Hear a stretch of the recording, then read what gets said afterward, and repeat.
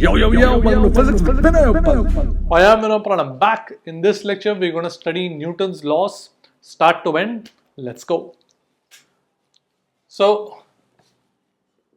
Newton's laws क्या बोलता है कि कोई एक पॉइंट पार्टिकल है उस पे the net force is equal to rate of change of momentum. And अगर मास को कांस्टेंट माने इस चैप्टर में, we're going to assume a mass of an object to be a constant. Can I write this as m times dv by dt? So ma vector. ठीक है. So this is net force is equal to mass times acceleration. Net is the resultant of all the forces acting on the particle. Suppose you have a system of particles. Then for a system of particles, I can write that the net force comes out to be basically equal to the summation of all the external forces. Because the internal forces will cancel out because of Newton's third law. So net force लेते वक्त external forces ही add up होंगे, internal forces action reaction will cancel each other out, and this will be equal to, so for a system of particles you can just equate it to m1a1 plus m2a2 all in vector form and so on. So this equation is actually quite useful. Later on we'll see wedge problems वगैरह में जहाँ पे we want to avoid internal forces. So extra variables जो internal forces के कारण आता है, जैसे normal force वगैरह, tension, तो वो सब avoid करने के लिए often we can write this equation on the entire system. तो वो बाद में हम लोग देखेंगे इसका application.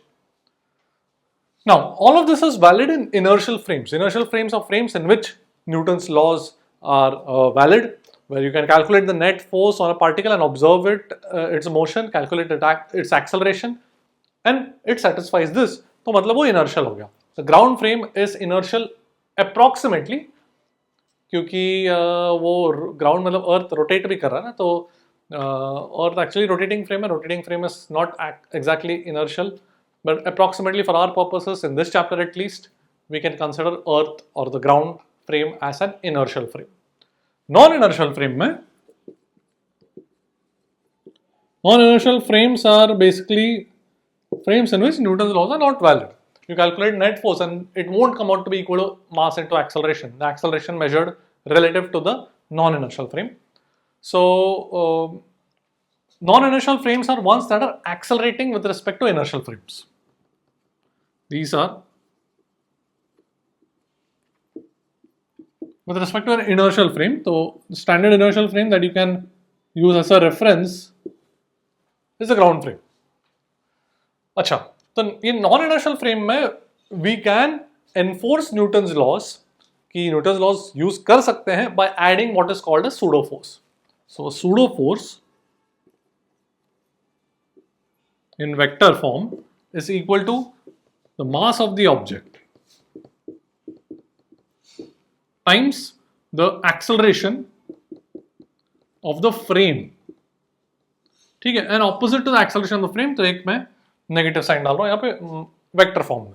तो mass into acceleration of frame, mass of the object on which you want to write the pseudo force, times the acceleration of frame of reference from which you are observing the non inertial frame, and the pseudo force is opposite to the acceleration, so एक negative sign आएगा. So in addition to the real forces you just add the pseudo force and फिर just Newton law use करो just as usual, and you will get it equal to mass into acceleration, where acceleration is relative to the non inertial frame. ठीक. So the most common force that you encounter in mechanics is gravity. Gravity is simply m times g vector, where g vector is a constant 9.8 meter per second squared downwards. So gravity is the force by earth on any object. अच्छा, along with gravity, normal force is also one of the most common forces encountered.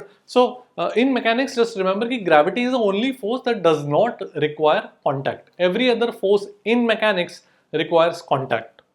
तो normal force जब लगेगा किसी object पर, there must be some contact between the object and the surface that is applying the normal force. So that's a very easy way to draw the FBD. कभी भी तुम in general पूरे physics में कहीं FBD में तुमको मुश्किल हो रहा है forces recognize करना, अगर mechanics का problem है, तो इट्स क्वाइट सिंपल. एक तो ग्रेविटी आता है and the rest of everything has to be due to some contact. तो वो बॉडी जिस पे एफपीडी बना रहे हो, जस्ट चेक वो किसके साथ कांटेक्ट में है and then draw the appropriate forces. Normal है या टेंशन है, whatever. Okay, so normal force की बात करेंगे. It's a pushing force So the surface will always push the block or the object. तो एक नॉर्मल फोर्स लगाएगा, सरफेस लगाएगा ब्लॉक पे. Then suppose often you encounter surfaces where one surface is not defined. What I mean by that is, suppose मेरे पास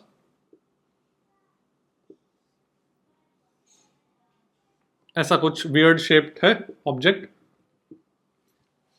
और ऐसा है on the surface. So at this point जो sharp corner है वहां पे the surface is not defined for the object.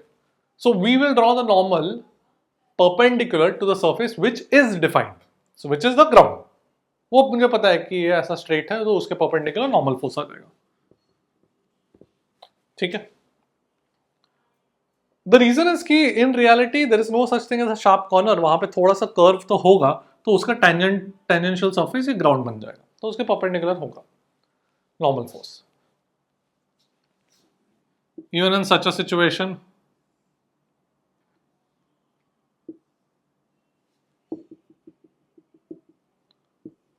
these will be the directions of the normal forces perpendicular to the defined surface, perpendicular to the inclines, because those are the defined surfaces at the corners. ठीक है. अच्छा, ठीक है. ये लिखना तो लिख लो, फिर आगे बढ़ते हैं. Now let's look at the concept of weighing machine. काफी बार weighing machine comes into play in physics questions. So weighing machine basically measures the normal force. It does not exactly measure the weight of an object, it measures the normal force. Weight matlab is the force of gravity by earth on the object. Normal force between the weighing machine and the person is what the weighing machine is going to measure. In equilibrium, in some cases, normal force and weight will be equal, which is why the name is there, weighing machine. But not always. तो देखते हैं. तो suppose एक person खड़ा हुआ है, late से उसका मास इज लेट से 80 kg. ठीक है, जी को 10 लेता हूं मैं. अच्छा, इक्विलिब्रियम में है तो normal force by the weighing machine कितना हो जाएगा? जिस वेट को बैलेंस करेगा that will be 800 newtons. Now reading is usually calibrated as normal force divided by g. तो जी से डिवाइड करके weighing machine gives us the reading, तो वो 80 kg हो जाएगा. In this situation the normal force and the weight are balancing each other. But suppose उसके टकले पे 20 न्यूटन फोर्स से हम लोग दबा रहे हैं, लेट्स से उसके टकले को दबा रहे हैं 20 न्यूटन फोर्स, उसका खुद का वेट भी लग रहा है 800 न्यूटन. तो नॉर्मल फोर्स बैलेंस करने के लिए कितना लगेगा? 820 न्यूटन लगेगा. So the reading this time is not going to be 80 kg, it's going to be 82 kg. ठीक है. सो normal force is not, the weighing machine does not always give us the reading as the mass or the weight of the object. That depends on the FBD. ठीक है. Another situation where the weighing machine does not give the reading as the weight is कि अगर वो weighing machine खुद accelerate कर रहा है, the person accelerate कर रहा है, तो काफी बार ऐसा situation आता है जहाँ पे एक elevator है. तो elevator let's say acceleration 2 metre पर सेकेंड स्क्वायर से जा रहा है, तो नॉर्मल फोर्स कितना हो जाएगा अगर इसका मास m है?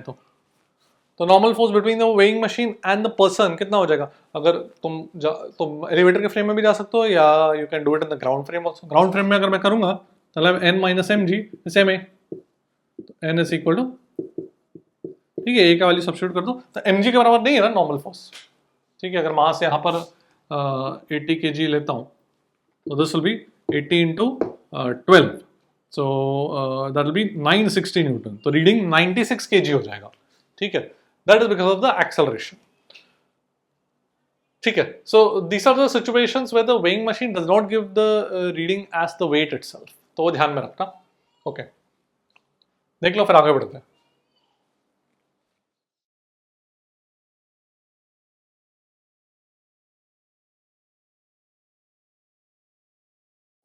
So let's do this JEE Advanced 2025 question.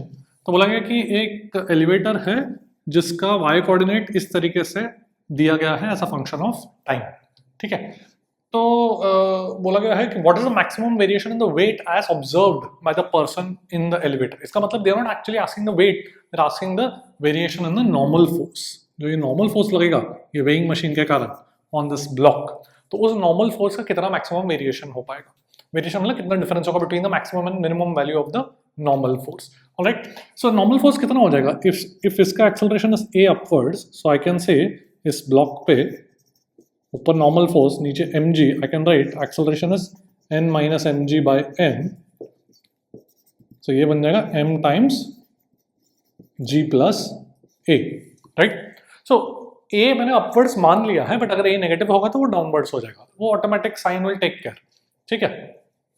Alright, so acceleration भी कितना है इस एलिवेटर का, इस y कोऑर्डिनेट को दो बार डिफरेंशिएट कर देंगे, सो dy बाई dt कितना बन जाएगा 8 times 2 pi by capital T बाहर आ जाएगा, cos of 2 pi t by t, right, and d2y by dt square will give me the acceleration, तो ये कितना बन जाएगा, अगेन 2 पाई बाय t बाहर आ जाएगा, so 8 into 4 pi square by t square into sine of 2 pi t by t मतलब negative sine, तो ये मेरा पूरा एक्सेलरेशन बन गया। Okay, so can you see that n का जो, अच्छा एक्सेलरेशन का मैक्सिमम वैल्यू कितना बन जाएगा, ये नेगेटिव साइन है, एक्सेलरेशन मैक्सिमम वैल्यू बनेगा जब ये साइन का वैल्यू 1 बन जाएगा, -1 बन जाएगा, sorry, because minus into -1 will become 1, तो ये बन जाएगा 8 into 4 pi square divided by T square, ठीक है। टी का वैल्यू कितना है 40 पाई, तो ये बन जाएगा 1600 pi square. Okay, so this will become 400 and 8 by 400 will become 50, 1 by 50, तो ये बन जाएगा 1 बाय 50 मीटर पर second square. And minimum acceleration कितना हो जाएगा, मिनिमम मतलब फिर व्हेन दिस इज 1 तो एक नेगेटिव साइन के साथ आ जाएगा, so -1 by 50, correct. So n max would be m into g plus a max and n minimum would be m into g plus a minimum, which is negative of a max. So let me write it this way, g plus 1 by 50 and this will become g minus 1 by 50, correct, when acceleration will be minimum -1 by 50, ठीक है। तो जो difference है बस वही पूछा गया, so this will become m into 2m by 15, m का वैल्यू कितना दिया 50 kg, सो ये बन जाएगा 2 newtons. Alright, so simple question, not a bit difficult question honestly, and all you had to do was make sure कि कोई calculation mistake ना, बाकी तो काफी स्ट्रेट फॉरवर्ड। ओके, देख लो, let's do a question. I have 3 identical cylinders, 2 incline planes पर रखे हुए, incline planes are at an angle theta और सिमेट्रिकली रखा हुआ है। Find the minimum angle theta such that the system of the cylinders doesn't collapse. ठीक है, तो collapse का मतलब क्या है? Just imagine, as I increase the angles, as I increase this angle, the inclined plane will push the cylinders against each other. तो ये जो cylinders, let me label A, B and C. तो B and C will start pushing each other with increasing normal force. as I increase this angle. But as I decrease, दोनों के बीच का normal force कम होता जाएगा. एक point पे दोनों के बीच का नॉर्मल फोर्स 0 हो जाएगा, देन उसके बाद ए नीचे गिर जाएगा. That is the concept of collapse. So we want the angle such that the normal force between B and C is just 0. ठीक है, so that is going to be our aim. Just 0 करना है मुझे. B और सी के बीच का normal force है. तो तीनों का आइडेंटिकल सिलेंडर्स है, तो तीनों का मास m मान लेते हैं. यहाँ पे जो नॉर्मल फोर्स है वो 0 हो जाएगा. ठीक है, तो पहले अगर मैं A का FPD बनाऊं, तो A का FPD में नॉर्मल फोर्स लगेगा by B and by C. And can you see कि the lines joining the centres of all the 3 cylinders will form an equilateral triangle. तो यहाँ पे एक नॉर्मल फोर्स लगेगा by B by symmetry, because symmetrically रखा हुआ है. Normal force by B and C same रहेगा, और दोनों के बीच का एंगल 60 डिग्री रहेगा, तो ये 30 डिग्री हो जाएगा. तो एक फोर्स बैलेंस कर लेते हैं. ए पे वर्टिकल डायरेक्शन में कितना हो जाएगा, 2n cos 30 should be equal to mg. नीचे mg लगेगा ना. ठीक है, तो ये एक मेरा इक्वेशन आ गया. बेसिकली यहाँ से मेरे पास n का वैल्यू आ गया. कितना आ जाएगा ये, this will be mg by √3. ठीक है, फिर let me go to one of b और c. तो बी पे क्या क्या फोर्स लगेगा, एक नॉर्मल फोर्स बाय ए लगेगा, एक ग्रेविटी लगेगा, एक normal force by the incline लगेगा ना। अब normal force by the incline अगर मुझे कैलकुलेट करना है, what I can do is I can look at the entire system. Often ऐसे क्वेश्चंस में जहां पे मल्टीपल ऑब्जेक्ट्स है, often it is useful to look at the entire system as one body and write the force equation. So उसमें internal forces का कोई term आएगा ही नहीं। तो यहाँ पे जैसे लेट मी से नॉर्मल फोर्सेस एन डैश, यहाँ पर भी normal forces N dash, symmetrically N dash लग रहा है। पूरे सिस्टम के वेट को बैलेंस करना पड़ेगा इनका रिजल्टेंट को। So N dash, see incline is making an angle theta, तो जो एन डैश है that will make an angle theta with the vertical, because ये 90 माइनस थीटा हो जाएगा ना ये एंगल, ठीक है। तो दोनों N dash are making angle theta with the vertical, तो कंपोनेंट कितना हो जाएगा N dash cos theta. So can I write 2 N dash cos theta is the normal force by incline, उनका resultant in the vertical direction should balance out the entire weight. So can I write that should be equal to 3 mg, पूरे system पर लिखा मैंने। तो यहां से मेरे पास एन डैश का वैल्यू आ गया। तो ये थीटा अननोन है, that is what I want to find out. तो ये कितना हो जाएगा 3 mg by 2 cos थीटा, ठीक है। Now that I know N dash in terms of theta and I know N, I can now select one of these two, B और C. तो अगर मैं बी को सिलेक्ट करूं तो ऊपर से क्या एन लग रहा है, कितने एंगल पे लग रहा है 30 degree to the vertical, this is by A, by cylinder A on B. And C का तो कोई नॉर्मल फोर्स है नहीं, वही अपना कंडीशन है कि normal force between B and C is 0। और इंक्लाइन से बी को कितना लग रहा है, इंक्लाइन से बी को लग रहा है एन डैश, ठीक है। इंक्लाइन से बी को लग रहा है एन डैश, और उसका एंगल विद द वर्टिकल कितना है थीटा, वो तो हम लोगों ने यहां पर देख लिया। एंड ऑफ कोर्स ग्रेविटी है, तो इसमें एक ग्रेविटी का फोर्स है।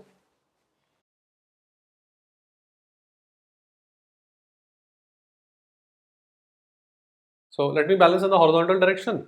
तो मेरे पास आ जाएगा n sin 30 is equal to n dash sin theta, horizontal component. बस सब्स्टिट्यूट कर दो, n का वैल्यू कितना आया था mg/√3,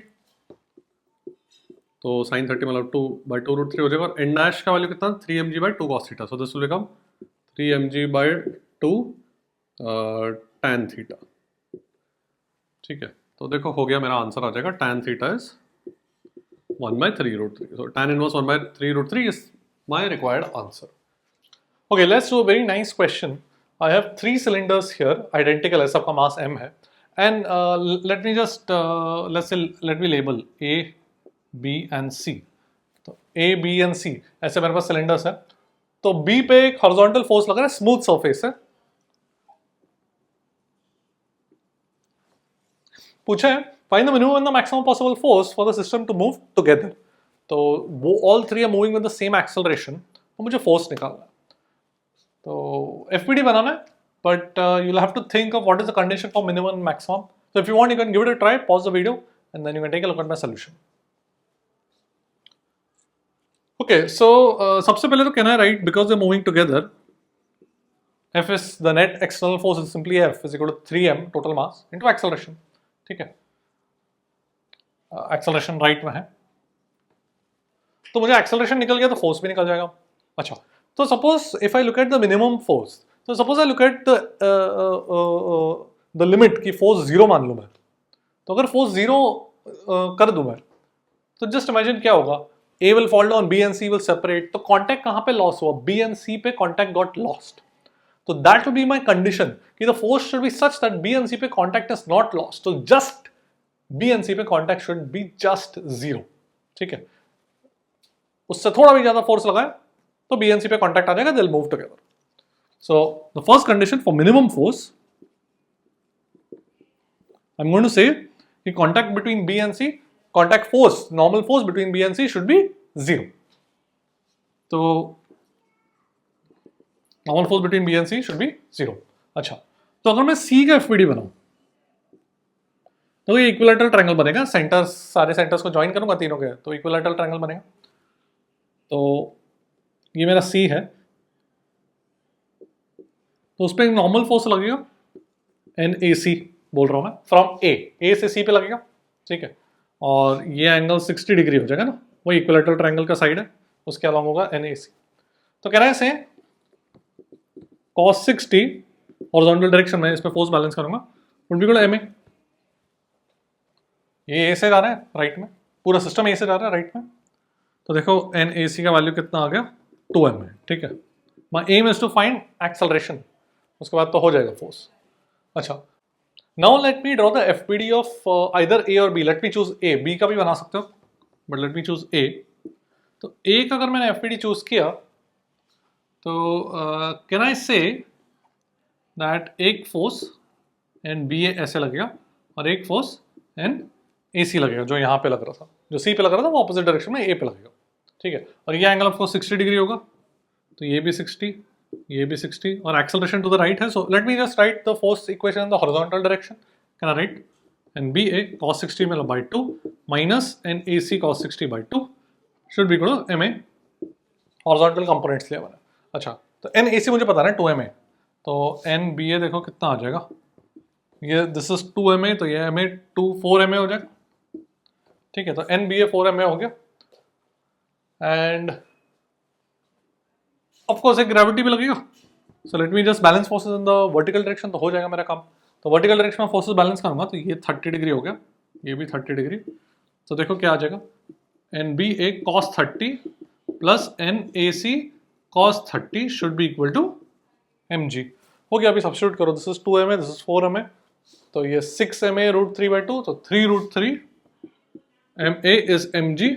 तो एक्सेलरेशन वुड बी,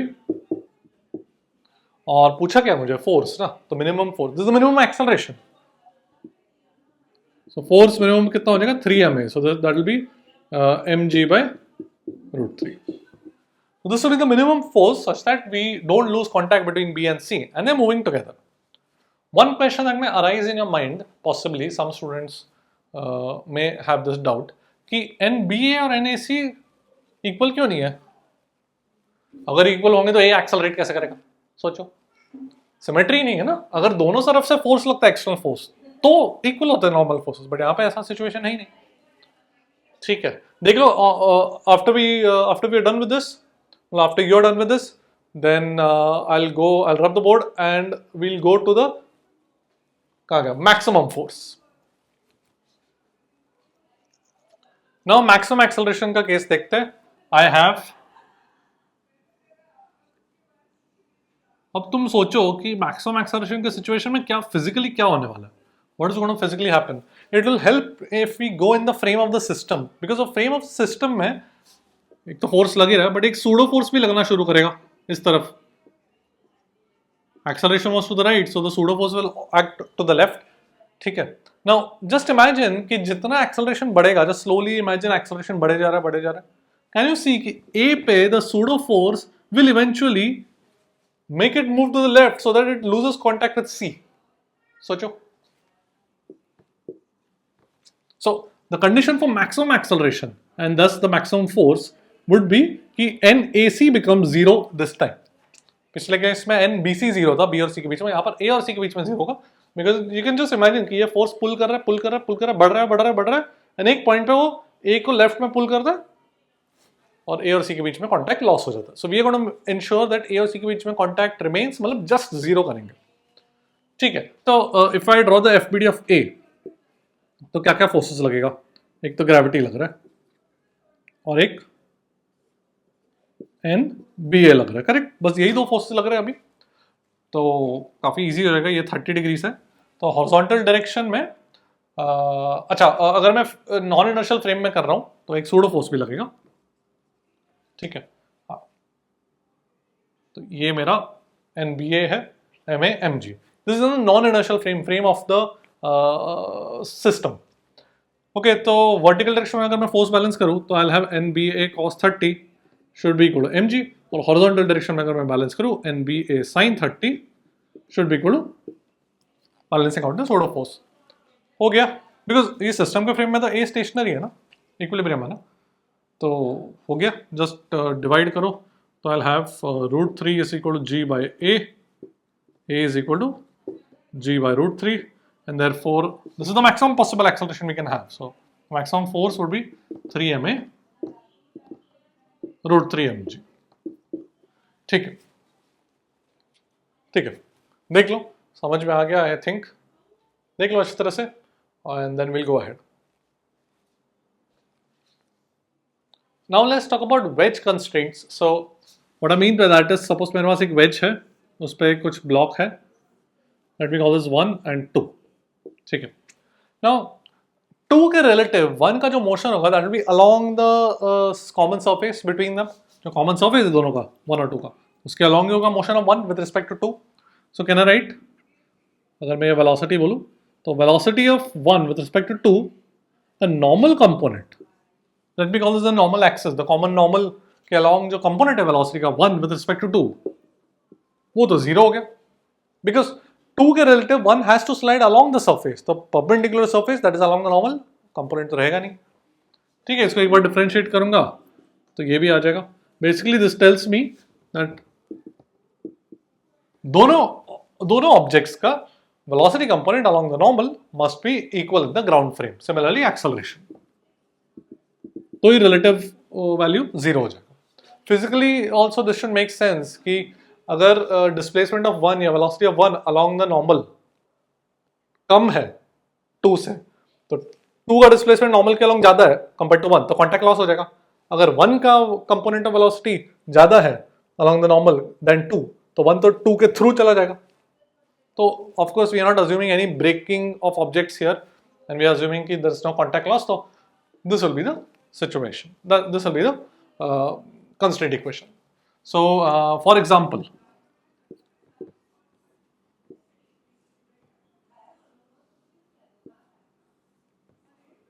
suppose ये थीटा है, so इनके velocities का अगर मुझे constraint relation निकालना है, so 1, the wedge 1 is sliding down, let's say with velocity v1, and wedge 2 will be sliding to the right horizontally with velocity v2.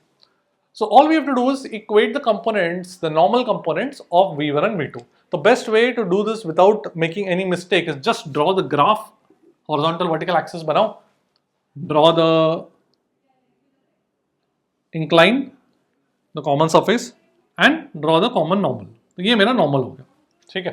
तो इस normal के along मुझे components equate करना है, बस अभी plot V1, तो V1 नीचे है और V2 ऐसे है, और ये इंक्लाइन है मेरा, तो उसका एंगल थीटा हो गया, theta 90 minus theta, theta 90 minus theta and so on हो गया। V1 का कंपोनेंट अलोंग नॉर्मल कितना, V1 cos थीटा, V2 का कंपोनेंट अलोंग नॉर्मल कितना, V2 sin थीटा।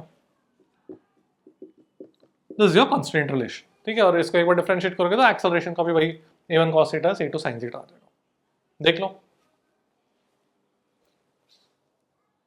ठीक है। तो एक क्वेश्चन करते हैं, मेरे पास एक वेज है A that is sliding down the incline this way pushing block B to the right, और दोनों का एक्सेलरेशन मुझे निकालना है, दोनों का मास सेम दिया हुआ है और इंक्लिनेशन एंगल 45 डिग्रीज दिया हुआ है, तो G के टर्म्स में निकालो acceleration. So before you do this, just one thing, best way to do such questions is first write the constraint, because the common variable between that appears in the equations for both the acceleration will be the normal force. तो write the constraint पहले, और constraint को acceleration के terms में आएगा, दोनों acceleration को normal के टर्म्स में लिख लो और नॉर्मल के लिए पहले सॉल्व करो। Once you get the normal फिर तो इजी है एक्सेलरेशन निकालना, तो ट्राई करो, then you can take a look at my solution.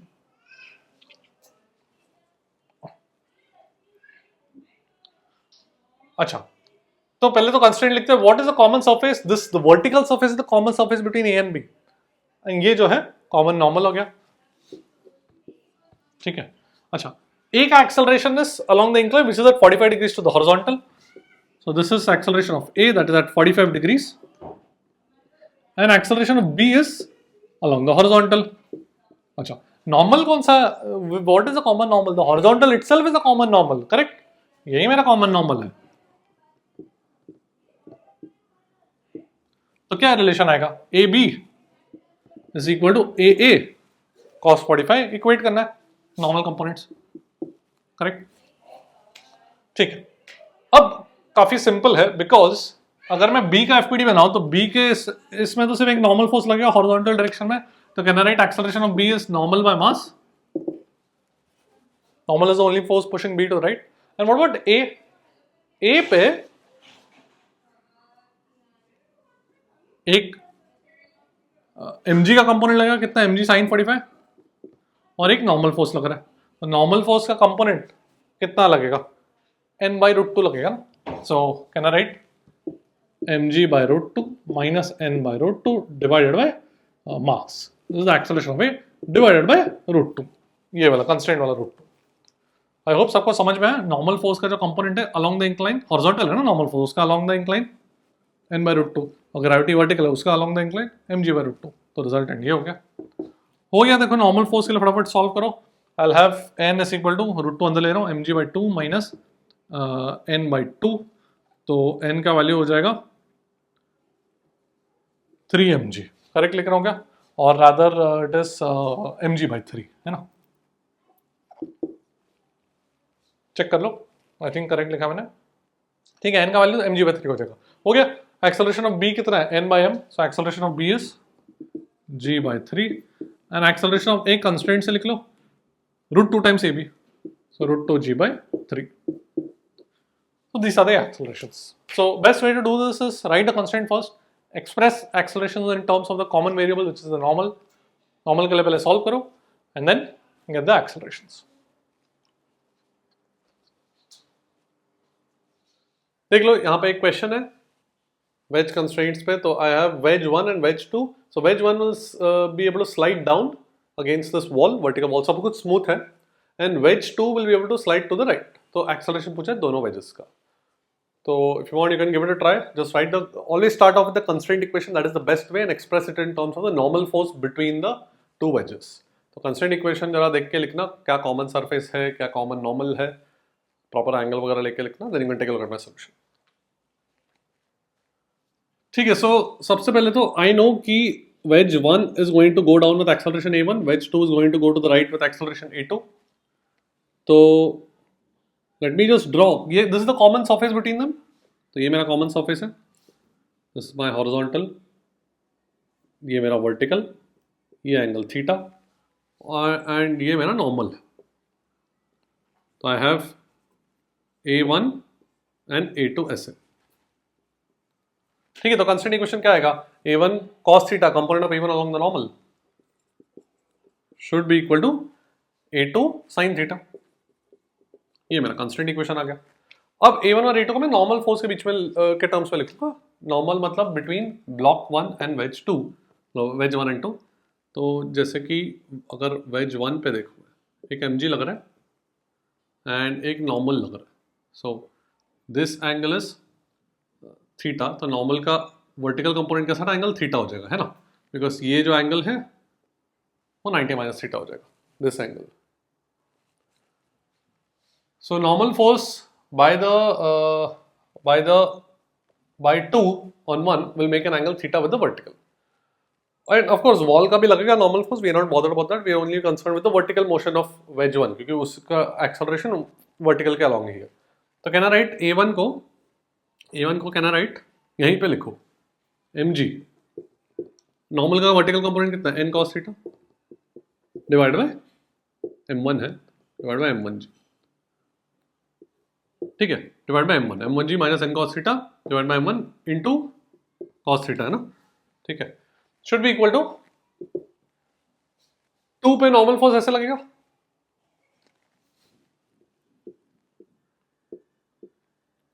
ये एंगल थीटा है. ठीक है, तो नॉर्मल का हॉरिजॉन्टल कंपोनेंट कितना हो जाएगा, n sin थीटा. तो that will cause the acceleration of ways 2. So I can right n sin theta by m2. n sin theta by m2 is a2 and this is a1. so बस substitute कर दिया मैंने a1 a2 यहाँ पर. तो basically मतलब simultaneous equation as such तो solve नहीं कर रहे अपन. We are just first writing the constraint then expressing accelerations in terms of the common normal between them. ठीक है, तो फटाफट सॉल्व कर लेते हैं इसको. Just let me cross multiply. अभी तो बस अलजेब्रा है. तो कितना आ जाएगा, m1 m2g cos theta should be equal to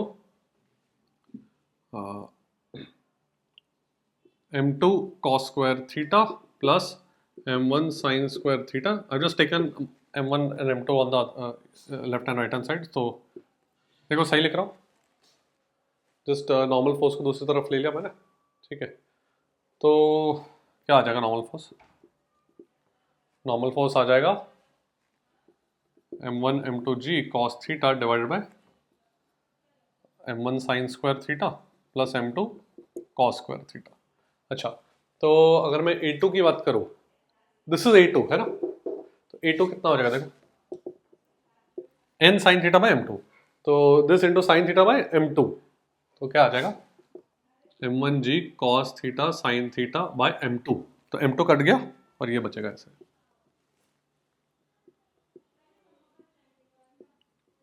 ठीक है। एंड A1 को वापस ये सब्स्टिट्यूट करने की जरूरत नहीं है, choose the look at the constraint ना, अगर एक एक्सेलरेशन निकल गया, use the acceleration that is easier to find first, मतलब यहाँ पे ये इजियर है ना, instead of doing m1g minus n cos theta, ये डायरेक्ट इजी है A2 निकालना, फिर कंस्ट्रेंट यूज करो, ठीक है। तो क्या चाहिए मुझे A1, तो A1 is A2 tan theta, ठीक है, वो तो तुम खुद कैलकुलेट करो tan थीटा से मल्टीप्लाई करके। I hope you understood the concept. It's very straightforward. Once you first follow the method of first writing the constraint एक बार लिख लिया, then you can express the accelerations in terms of the common normal, because वो normal force दोनों variables में आएगा, दोनों acceleration के terms में आएगा, ठीक है। देख लो अच्छी तरह से, और एक और क्वेश्चन करते हैं।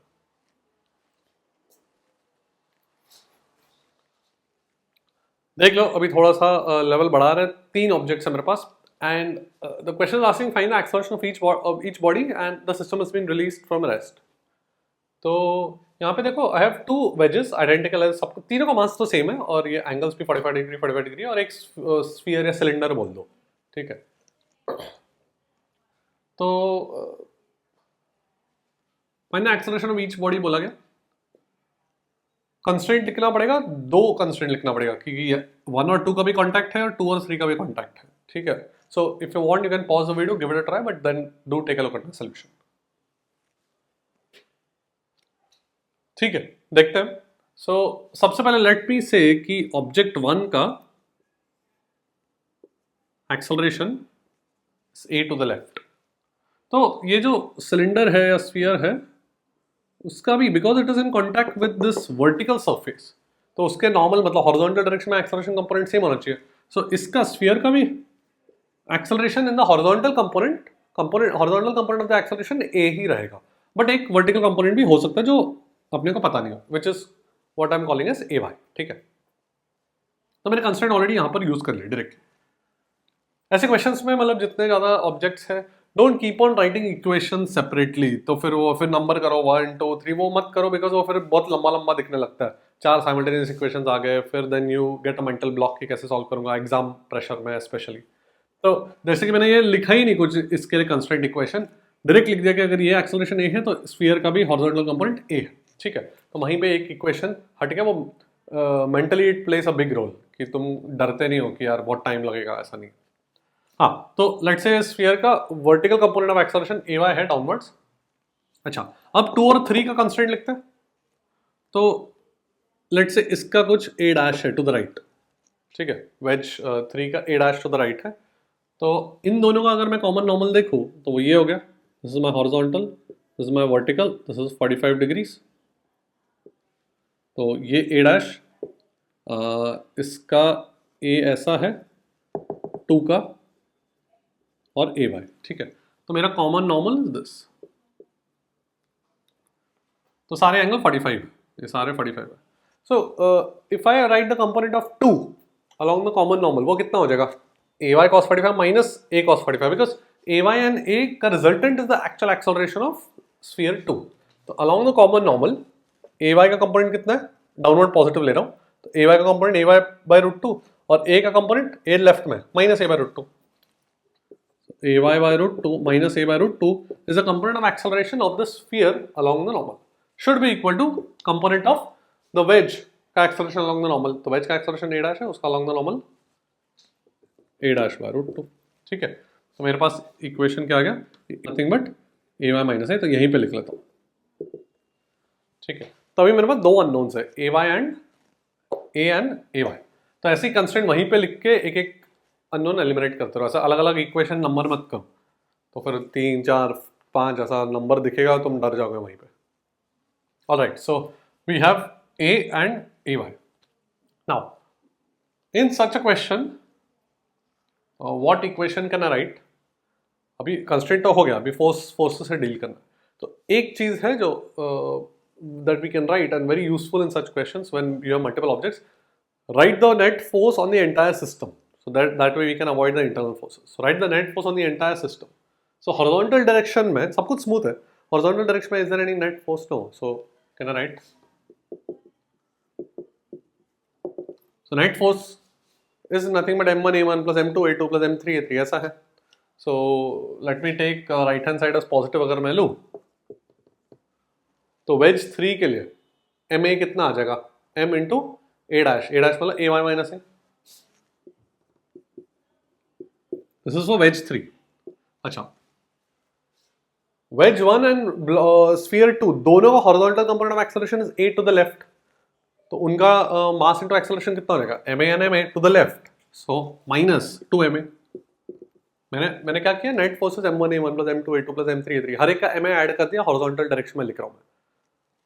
तो वेज 3 का तो a डैश हो गया which was a minus a so mass into that acceleration और वेज 1 एंड 2 का लेफ्ट में है तो नेगेटिव आएगा एंड दोनों का हॉरिजॉन्टल कंपोनेंट a है सो ma एंड ma. ठीक है तो यहां से मेरे पास एक और वेरिएबल एलिमिनेट हो गया तो ay का वैल्यू कितना आ गया 3. ऑलराइट नाउ फिर भी एक वेरिएबल तो बचा हुआ है ना a बचा हुआ है ना. Everything I have expressed in terms of a तो एक a तो बचा हुआ है. We need one more equation. तो now we have to look at दोनों के बीच का interaction. So what I can do is if I select only wedge 1 तो उस पर एक नॉर्मल फोर्स आएगा बाय वेज 2 बाय स्फीयर 2. तो फिर स्फीयर 2 पे भी फोर्स इक्वेशन लिखना पड़ेगा उस नॉर्मल फोर्स को एलिमिनेट करने के लिए है कि नहीं. स्फीयर 2 पे फोर्स इक्वेशन लिखूंगा तो 3 और 2 के बीच का नॉर्मल फोर्स आ जाएगा. एक और एक्स्ट्रा वेरिएबल फिर 3 पे भी लिखना पड़ेगा तो वो लंबा हो ही जाएगा. मतलब n और यहाँ का n और यहाँ का n डैश दोनों कॉन्टैक्ट पॉइंट्स का नॉर्मल फोर्स मतलब दो एक्स्ट्रा वेरिएबल आ जाएंगे. तो that I want to completely avoid. So what I am going to do here is I am going to consider. Now I considered this equation. I considered all 3 as 1. Now let me consider 2 as 1 system. कोई भी दो select करो. अब वो भी decide करते कैसे. जैसे कि अगर मैंने 1 and 2 को एक सिस्टम माना तो उनके बीच का नॉर्मल फोर्स हट गया ना. सोचो उनके बीच का जो नॉर्मल फोर्स है वो हट गया. सो आई कैन राइट 1 and 2 का मैं सिस्टम लूँ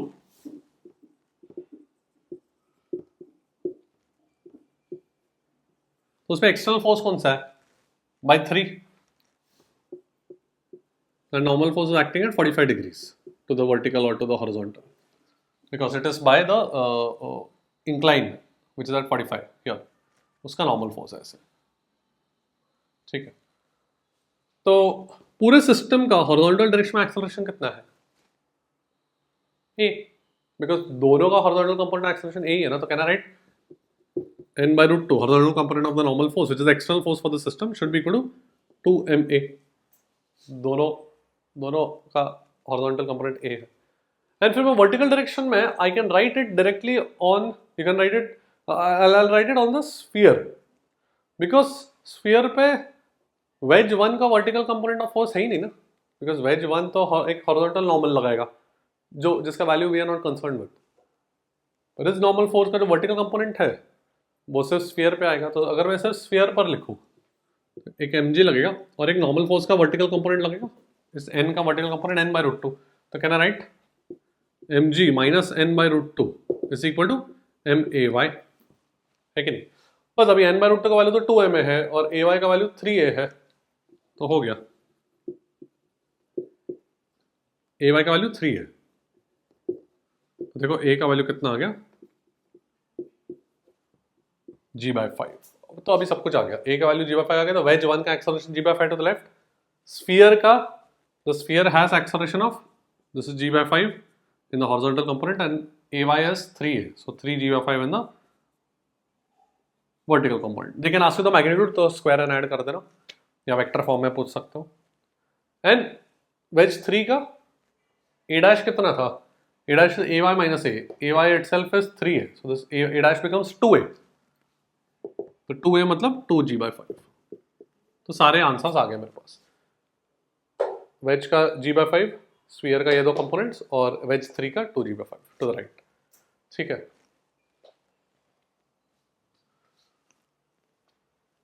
ऑल राइट. सो देख लो इसमें कैसे मैंने किया, see I could have, you might think why did I not select the system of 2 and 3. What about 2 and 3? 2 and 3 में अगर मैं सेलेक्ट करूंगा, see I have to write one force equation in the vertical direction, कहीं ना कहीं तो लिखना पड़ेगा, नहीं तो जी का टर्म आएगा ही नहीं, मतलब वो तुमको डिड्यूस करना चाहिए, फाइनल आंसर तो जी के टर्म्स में आने वाला है और जी सिर्फ वर्टिकल कंपोनेंट इक्वेशन से आएगा। तो अगर मैं 2 and 3 सिलेक्ट करता एंड मैं वर्टिकल डायरेक्शन में फिर कैसे फोर्स लिखता, बिकॉज 1 का तो जो फोर्स है सिर्फ नॉर्मल हॉरिजॉन्टल डायरेक्शन में, तो वर्टिकल डायरेक्शन में मेरे को फिर से ये वाला नॉर्मल चाहिए होगा, तो दोनों नॉर्मल इन्वॉल्व होकर गड़बड़ हो जाएगा फिर से, ठीक है, मतलब फिर से मतलब एक्स्ट्रा इक्वेशंस आ जाएंगे। That's why I selected 1 and 2. Okay, देख लो अच्छी तरह से, this is definitely a tough question, but methodically करोगे तो समझ में आ जाना चाहिए। देख लो फिर आगे बढ़ते हैं।